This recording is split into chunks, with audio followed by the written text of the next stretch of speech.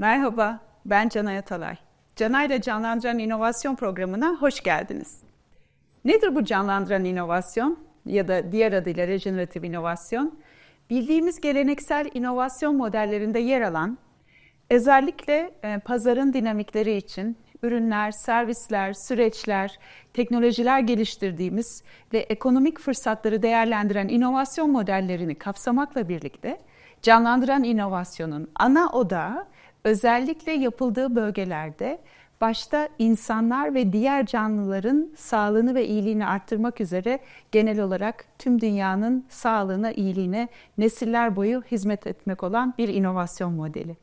İlhamını en büyük öğretmen doğadan alan bu modelde çeşitlilik, kapsayıcılık ve işbirliği ana prensiplerimiz oluyor.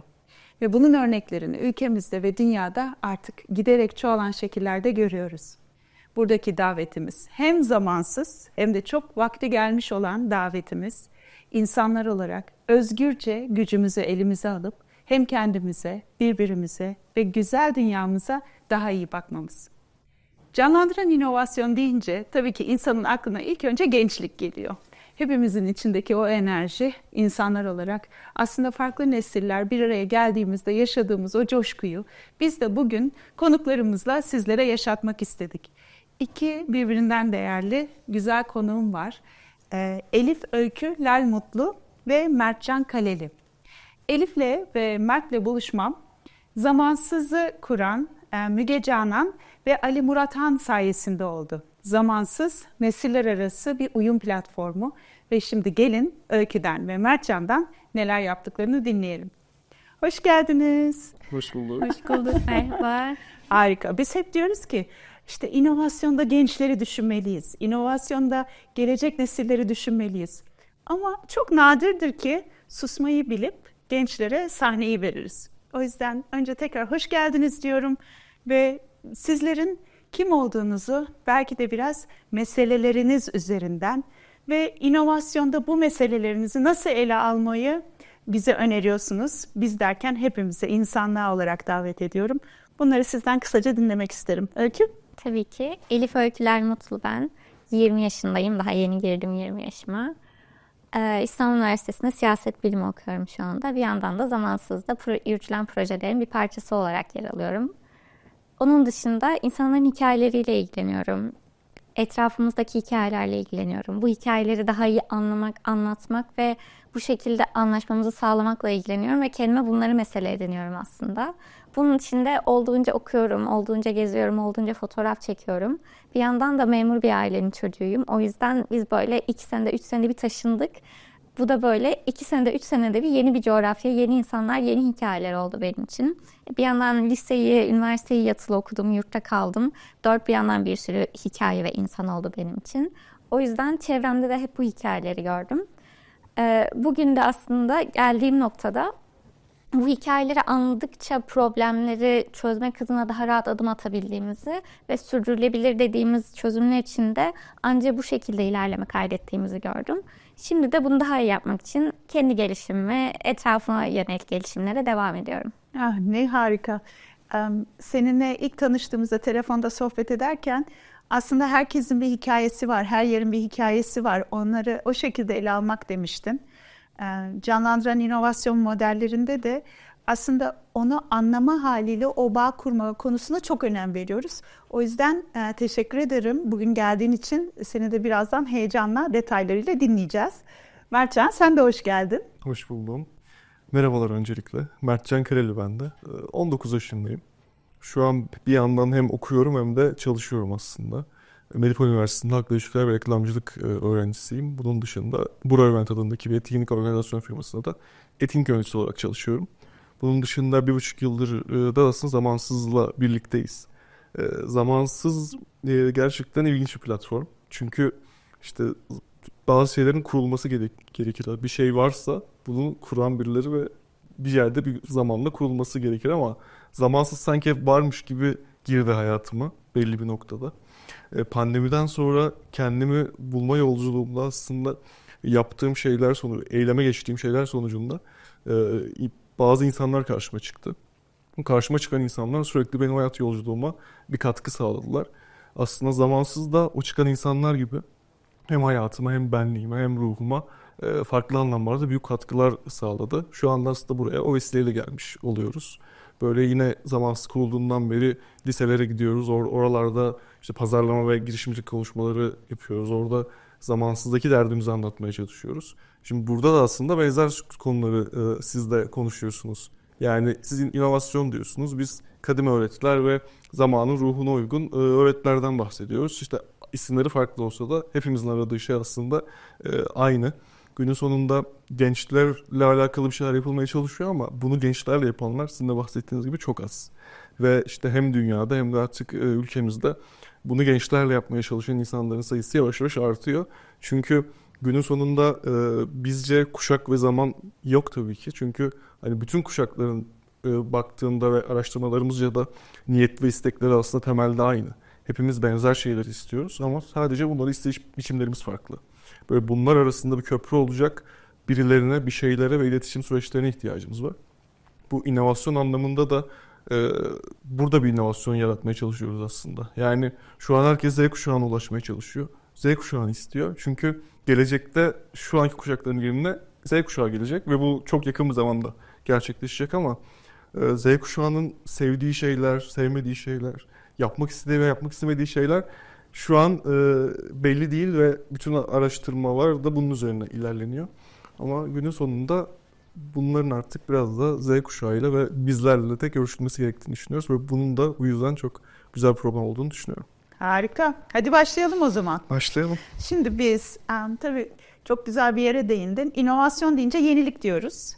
Şimdi canlandıran inovasyon deyince aslında zaten hani bizi canlandıran, belki de o zamansızca var olan, kadim bilgeliklerde olan, özümüzde olan, doğadan bildiğimiz o tohumla bağ kurup ona dikkatimizi verip bunu sonra yeni bir niyetlerle hayata geçirdiğimiz bu süreçlerde insanlık olarak biz yepyeni bir role oynuyoruz.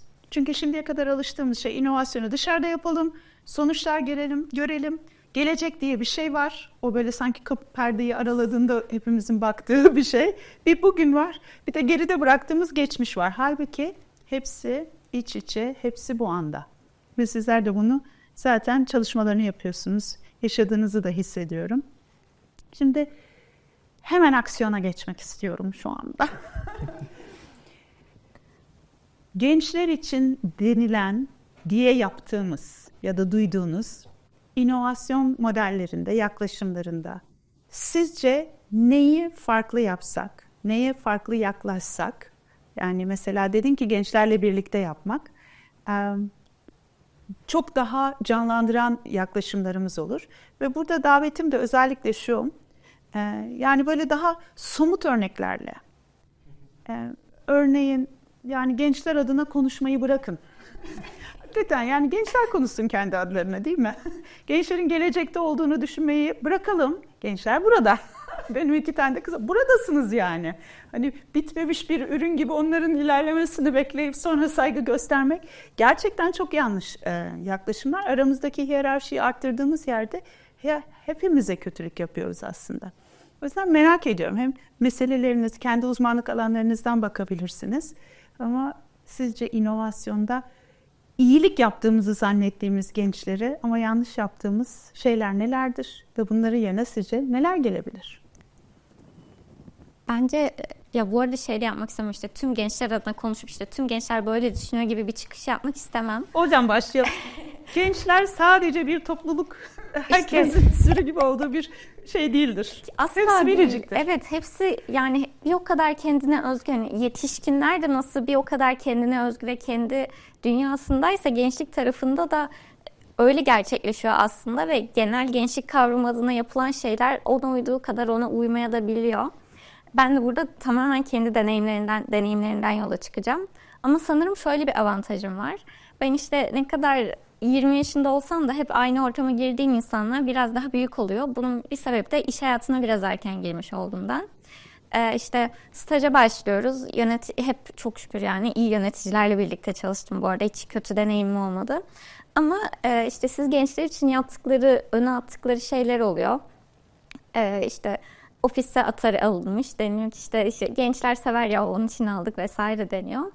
Ama iyi iş ortamı oluşturmanın yolundan geçerken aslında Atari alınması bir gence tamamen uyan bir şey olmuyor veya hani gençlik için yapılan bir adım olmuyor. Bence orada biraz şu unutuluyor. Hepimiz bir dönem gençtik ve gençler için yaptığımız şeyler aslında bir dönem bizim için de yapılmasını beklediğimiz şeyler geçiyor. Ve her genç de bir o kadar kendisine özgü ve biz kendimiz de bir o kadar özgüyüz. Orada altında yatan metin daha iyi bir şeyler yapmak için, yani iyilik olarak yapmamız gereken şeyler özelinde gerçekten biraz daha anlamaya çabalamak. Belki aksiyona geçmeden önce durmak, yavaşlamak, şu ana bakmak. İnovatif bir şeyi ortaya atmadan önce ve bunu gençlik için yapmadan önce biraz daha özünde, geçmişinde, esasında nasıl olduğunu anlamak, bugünün şu anında nasıl olduğunu anlamak ve onları kendi orta yoluna birleştirebilmek, ortak noktaya getirebilmek, tamamen yabancılaştırmamak, bir o kadar da olduğu gibi eski haliyle bırakmamak. Ama inovasyon dediğimiz şeyin o gerçekleştiği noktada mevcut şeyin üstüne koyduğumuz, onu geliştirdiğimiz ana getirmek. Bence biraz kaçırdığımız yer oradaki anlama sürecini tam sağlamayıp hızlı adım atmaktan oluyor. Boşluklardan korktuğumuz kadar zaten başka bir şeyden korkmuyoruz. Yani yavaşladığımızda, aksiyonu bıraktığımızda kendimizle yüzleştiğimiz alanlar orada aslında, zihnimizle, kendimizle. Ve belki de en çok korktuğumuz şey, en çok ihtiyaç duyduğumuz şey. Birbirimizle bağlar kurduğumuz, işte o insanlık ve insaniyet potansiyelini kendimize açtığımız yer. Çok teşekkür ederim. Çok güzeldi Öykü.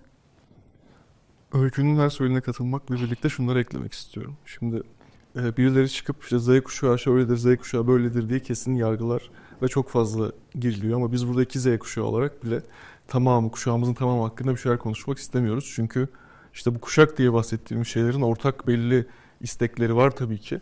Ama bunlar o havuzun geneli için çok küçük veriler aslında. Şimdi günün sonunda böyle bir soruyla gelindiğinde bana birileri tarafından hep şey diyorum. Yani gençlik için kimse bir şey yapmamalı.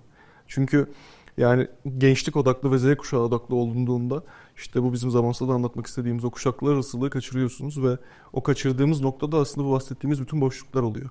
Ve o boşluklarda daha büyük zararlar doğuruyor. Çünkü şu an dünyanın tamamını Z kuşağı kaplamıyor. Biz kuşaklar arası bir şekilde yaşıyoruz ve hem şirketlerde hem aile hayatında hem çevremizde her yerde birden fazla kuşak birlikte yaşıyoruz. Ve Z kuşağını memnun etmek için 40 takla atmaya ihtiyacımız yok bizim. Bizim bu kuşakları bağlamaya ve bu kuşakların birlikte uyum içinde yaşamalarını, çalışmalarını ve mutlu olmalarını sağlamaya ihtiyacımız var. Zaten konu da bu. Yani bunun daha önceden ben kendim de Z kuşağı hakkında profesyonel hayatta bir şeyler yaparken biz de Z kuşağına odaklanıyorduk günün sonunda. Bir yerde biriyle bir şey görüştüm. Kendisi bir X kuşağıydı. Türkiye'de güzel de bir şirkette çalışıyor. Çok o bildiğimiz kurumsal şirketlerin birinde. Bana şey demişti, yani şu an bizim insan kaynaklarımız Z kuşağı hakkında bir sürü bir şeyler yapıyor. Onları rahat ettirmek ve mutlu etmek için her şeyi yapıyor ama beni unutuyor. Yani ben onların şu an üzerindeyim. Onlara o bilgi birikimi ve deneyim benim aktarmam gerekiyor. Ama Z kuşağına o kadar fazla odaklanıyorlar ki beni unutuyorlar. Yani gerçekten bunu unutuyoruz. Ya burada gerçek hayattan da örnekler demiştiniz aslında. Orada da bir örnek de verebilirim. Ben henüz 17 yaşındayken işte bir arkadaşımla birlikte bir ajans kurma yolculuğuna giriştik ve o anlamda işte Hasbro'ya bir şekilde ulaştık. Hasbro ile birlikte Transformers filmi çıkıyordu bir sene önce. Transformers filminin bir lansmanını yapma üzerine yola çıktık. Oradaki brief de şuydu. İşte Transformers'ı Z kuşağında popüler hale getirmek istiyoruz. Ne yapabiliriz? Gibi bir brief sonucunda çalıştık ve güzel bir lansman ve bir de parti yaptık aslında. Yani Transformers'ı Z kuşağını popüler hale getirmenin yolu işte bizim için o zaman partiydi. Ve bu anlamda hiçbir deneyimim olmadan, daha önce hiçbir çalışma sürecinde bulunmadan böyle bir işte ve koca ajanslar var, bir sürü markalar var. Bu işi daha iyi yapabilecek ve alabilecek belki. Ama orada yukarıda bu işi bilen ve daha önce yapmış insanlarla o kadar yakın temaslar kurdum ki ve o aldığım bilgileri de hızlıca harmanlayınca ortaya herkesin çok beğendiği ve hala özlediği müthiş bir iş çıktı. Burada tabii ki ben tek başıma bireysel olarak orada değildim ama genel proje yönetimi anlamında ve genel süreç takibi anlamında benden önceki kuşaklardan aldığım deneyimi yeni nesil öğrendiklerimle ve kendimle harmanlayarak bunu toplum içinde konuşuyorum ve oradaki genel ekip arkadaşlarım içinde konuşuyorum. Bunları harmanlayarak ortaya inanılmaz bir iş çıkardık. Bu bir kuşaklar arası uyum işiydi mesela. Böyle bu tarz bunu da gördükten sonra ve örnek aldıktan sonra da aslında Zamansız'ın başlangıcı da biraz böyle gelişti. Yani biz birlikte olduğumuz zaman çok güçlüyüz. Yani şu an yine bahsettik ya işte boşluklar konusunda. Şu an internet büyük bir şelale. Niagara örneğini veriyorum ben hep. Ve oradan bilgileri almak çok kolay. Bilgiyi almak çok kolay. Dolayısıyla Z kuşağı sürekli her şeyi bildiğini düşünebiliyor. Çünkü gerçekten biliyor. Yani elimizin altında şu an yapay zekaya da sorabilirim, Google'a da sorabilirim. Ama bir de deneyim konusu var. Bilgiyi alan Z kuşağı bir de üst kuşağından deneyimi alınca ortaya inanılmaz şeyler çıkartabiliyor. Ama biz o deneyimi aktarmayı kaçırırsak Z kuşağını kaçırıyoruz. En büyük inovasyonu da orada kaçırıyoruz bence. Yani insan olma inovasyonunu.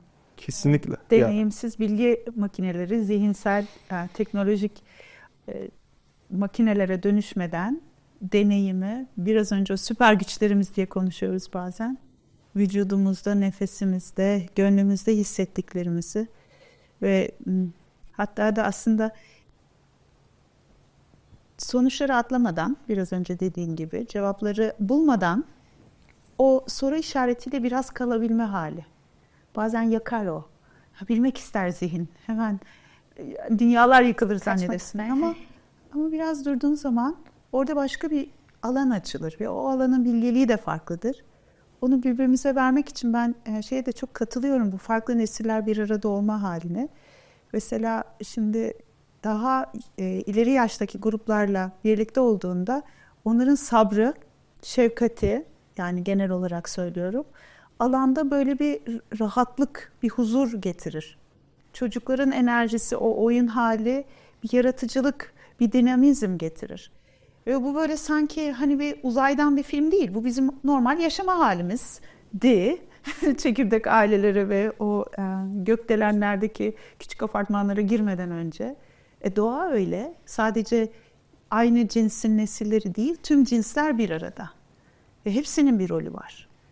Yani sen sürünüyorsun, sen uçuyorsun diye doğa birbirlerinden ayırmıyor. Yani sen yavaşsın, sen hızlısın. Hepsinin bir rolü var. İşte canlandıran inovasyonda bizim de bu evrimleşme, gelişim sürecimizde belki de zaten olanı görmeye kendimizi açmamız çok güzel bir davet. Ben çok heyecanlıyım yaşadığımız dönemden. Ama bir yandan da çok merak ediyorum. Biz böyle bir yandan da düşünüyoruz. Üstümüze düşenleri tam anlamıyla yaptık mı? Bizim çöpümüzü gençler temizliyor.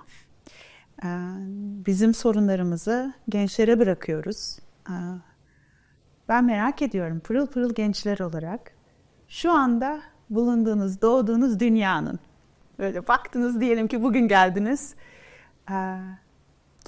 doğduğunuz zamana ve onun zamansızlığına dair en büyük umutlarınız ve zorluklarınız nelerdir? Ben en önce demek istiyorum. Yani ben bu zamanda doğmuş olduğum için aşırı heyecanlıyım. Çünkü hep bir şey gündeme oluyor işte. Ya keşke bir 10 sene önce doğsaydık, 20 sene önce doğsaydık, şu zaman bu zaman, ama böyle temenniler hiç geçmeyecek temenniler. Yani bunun çok bilincindeyim.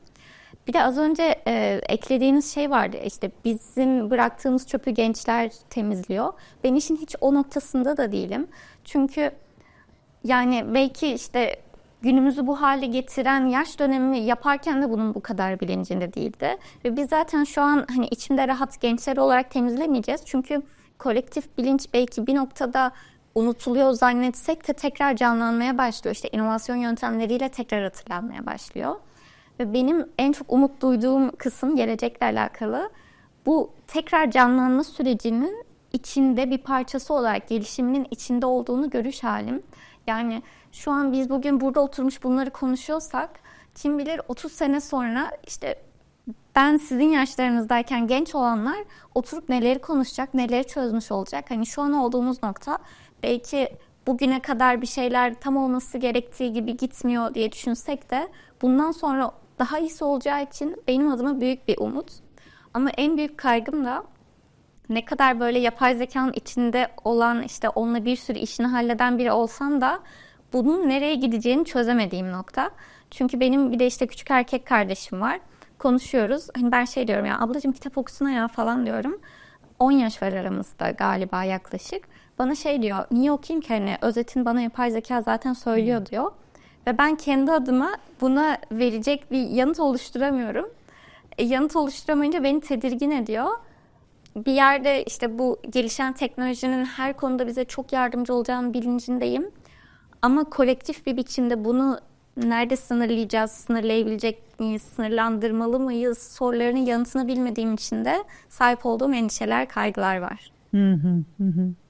Teşekkürler Öykü. Herhalde hangi yaş grubundan olursak olalım merakımız, biraz da kaygımız olan bir soruya parmak bastın. Ben bir yandan da işte yapay zekayla bu davet olarak görüyorum. Senin ilk de söylediğin gibi bilincimizin ne üreteceği bizim aynamız olacak. Neye ihtiyacımız varsa o olacağına inanıyorum. Bunu yaparken de kaygıyı umudu sizler gibi insanların suretinde varlık hallerine, aksiyona dönüştürebilmekten de çok mutlu oluyorum. Teşekkürler. Mertcan? O noktada ben de şeye katılıyorum, Öykü'nün aksine. Gerçekten bu dünyayı bu hale bizden önce kuşaklar getirdi. Bunu bir kabul etmek gerekiyor bence günün sonunda. Daha sonra bu hale getirdiklerini fark edip şu anda konuştuğumuz konuları aslında yine siz ortaya çıkardınız. Yani bunları da yeni nesil sevsin ve bizim şirketlerimizde çalışsın. Mutlu olsunlar diye şu an popüler hale getirdik bence. Çünkü kapital düzen biraz da bunu gerektiriyor. Yani baktık yeni nesil artık bunu kabul etmiyor. Farklı şeyler istiyor. Dünyaya daha iyi bakmak istiyor.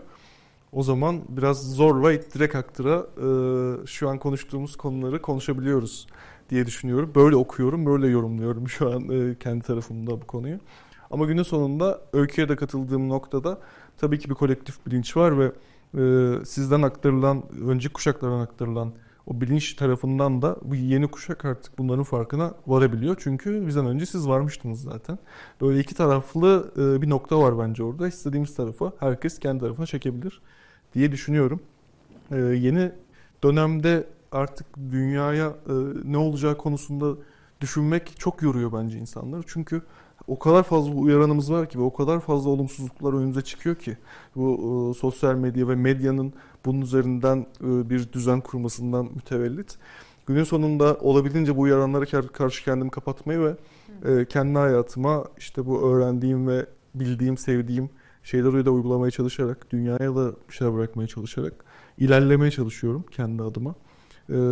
Buralarda işte aslında konuşarak biraz yaşıtlarıma da seslenerek günün sonunda bütün bu uyaranlar ve her yeri görme hali ve her şeyi bilebilme halinin verdiği o umutsuzluk ve mutsuzluktan biraz kendimize odaklanarak, kendimize güvenerek ve kendimizi bilmeye çalışarak aslında kurtulabiliyoruz ve en azından kendimize bir alan, minik bir alan yaratabiliyoruz demenin de bir motivasyonu var deyip bitirebilirim.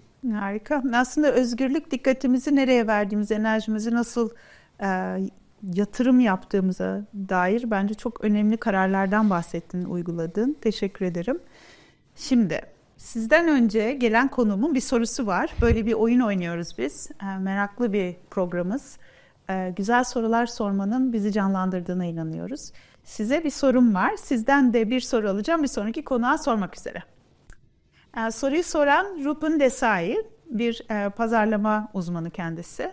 Ve sorduğu soru şu.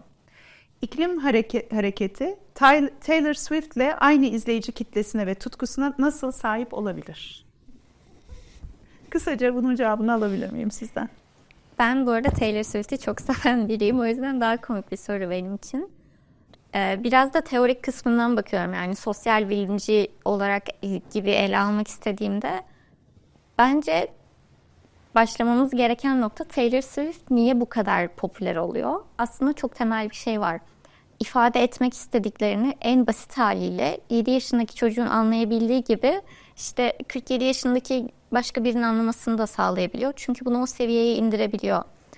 Ama biraz da öz eleştiri. Bence iklim krizinin yarattığı problemleri ve yaratacağı problemleri henüz o kadar halk diline indirgeyebilecek şekilde açıklayamıyoruz. Evet, belki bunun sonucunu her noktada görüyoruz, her yerde görebiliyoruz ve daha çok göreceğiz. Ama anlaşılma noktasında bu kadar büyük adımları atabilmiş değiliz ve biraz nasıl daha anlaşılır kılarız, yani nasıl çözümler üretirizin yanı sıra nasıl daha anlaşılır kılabilirizin üzerine de çalışmamız gerek. Teşekkürler. O noktada ben de aslında şöyle düşünüyorum. Çok seven veya dinleyen biri değilim ama çok popüler olduğu için belli başlı noktalardan nasıl biri olduğunu biliyorum. Buraya gelmeden önce de bu soruyu duyunca çok şaşırdım ve çok da güzel bir soru. Biraz da düşündüm. O noktada aslında Taylor Swift'i popüler yapan konu biraz drama gibi geldi bana. Yani herkes onda kendinden bir şeyler bulabildiği için o istenilen drama ve acı çekme haline veya istenilen o mutlu olma haline onu şarkılarında alabiliyorlar. Ve günün sonunda da güzel bir kadın ve herkesin, yani özellikle kadınların olmak isteyeceği bir profil. İklim krizini de o şekilde profillendirerek ve olabildiğince yine öyküye de katıldığım şekilde herkesin hayatında yaşadığı noktaları indirgeyebilirsek o kadar büyük bir etki belki yaratılabilir. Ama bir Taylor Swift olmak kadar kolay olmayacaktır bu tabii ki. Onun için iklim krizinin Taylor Swift olması lazım diyebilirim. Öyle bitireyim. Ya da Doğan'ın. Evet. Doğan'ın Taylor Swift'ten daha çekici olduğunu kabul edebiliriz herhalde. Kendi adıma bazı versiyon. Çok teşekkür ederim geldiğiniz için. Şimdi sizden bir sonraki konuğumuza bir soru alayım. Varsa ortak bir soru olursa harika olur. Bir sonraki konuğumuz Douglas Rushkoff. Medya teoristi ve aynı zamanda bir profesör kendisi ve yazar. Aynı soruyu sorma hakkınız oluyor muydu bu arada? Aynı soruyu yine iklimle ilgili soruyu mu? O sorabilirsiniz. Aynı soruyu mu sormak istiyorsunuz? Ya ben teorik olarak çok beğendiğim için onunla gidebilirim ama sen ne düşünüyorsun? Ya ben de öyle düşünüyorum. Belki sadece Taylor Swift ismini değiştirebiliriz. Belki onun yerine şu an bir Z kuşağı popülerliği var ya. Belki kendisine onun hakkında bir şey sorabiliriz. Yani bir şekilde Z kuşağını yakalamak adına bazı hareketler yapılıyor ve işte onlar adına şirketler bir şeyleri değiştiriyorlar ya. Belki soruyu o bağlamda değiştirip sorabiliriz. Ya da belki az önce vardığımız sonuç üzerinden de gidebiliriz. İklim krizini nasıl daha anlaşılır kılabiliriz? Çünkü bir medya teorisyeniyse zaten medyada anlaşılır kılmak üzerine de olduğunca bilgisi olan biri. O zaman şöyle toparlayalım. İklim krizini bütün kuşakların anlayacağı ve kişiselleştirebileceği şekilde nasıl duyurabiliriz? Tamam. Teşekkür ederim. Geldiğiniz için çok teşekkürler. Gerçekten stüdyoyu da canlandırdınız. Bütün çalışmalarınızda Zamansız ekibine de başarılar dilerim. Görüşmek üzere tekrar kısa zamanda. Biz teşekkür ederiz. Görüşmek üzere. Evet, bugünkü yayınımızı dinlediğiniz için çok teşekkürler. Cana ile Canlandıran İnovasyon serisinde bugün konuğum olan iki genç aktivist ve çalışkan insanla birlikte kendimizi canlandırdık sevgili Öykü ve Mertcan'la. Nesiller arası uyum, sizleri nerede olursanız olun, hangi projelerde çalışıyor olursanız olun, regenerateix.co platformumuzda paylaşımlar yapmaya, birlikte öğrenmeye davet ediyorum. Bir sonraki programda görüşmek üzere. Sağlıcakla kalın.